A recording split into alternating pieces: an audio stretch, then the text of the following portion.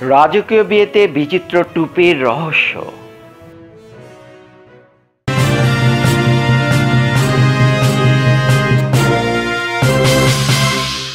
রাজকীয় বিয়েতে বিচিত্র টুপির রহস্য। ব্রিটেনের রাজ পরিবারের যে কোনো অনুষ্ঠানে রানী দ্বিতীয় এলিজাবেথ থেকে শুরু করে সব নারী অদ্ভুত সব টুপি পরেন। প্রিন্স চার্লসের স্ত্রী ক্যামিলিয়া, রাজবধূ কেট, সবাইকে নানা স্টাইলের টুপি পরতে দেখা যায়।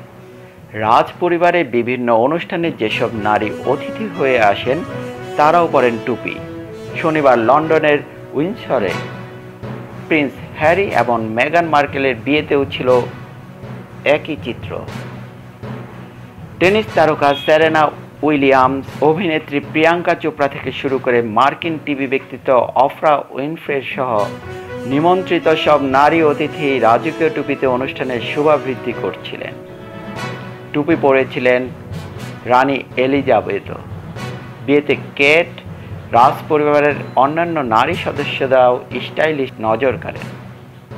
প্রশ্ন হচ্ছে, এই রাজ পরিবারে যে কোনো অনুষ্ঠানে এর টুপি পরার কারণ বা রহস্য কি? উত্তর খুঁজতে গিয়ে জানা যায়, ঐতিহ্য বা পরম্পরা রক্ষাতেই এই টুপি পরা হয়। রাজ পরিবারের নারীদের মাথার চুল কখনোই যাতে দেখা না যায় সেই জন্যই টুপি দিয়ে পুরো মাথাটাকে ঢেকে রাখেন তারা। বহুদিন ধরেই চলে আসছে এই ব্যবস্থা।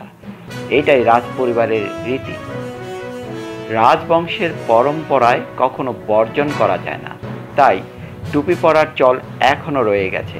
তবে সময়ের পরিবর্তনের সঙ্গে সঙ্গে সেই ঐতিহ্য পেয়েছে নতুন নতুন ফ্যাশনের ছোঁয়া। মাথা ঢাকা টুপির পরিবর্তে রাজ পরিবারের সদস্য বা অতিথিদের মাথায় শোভা পায় রকমারি স্টাইলিশ টুপি।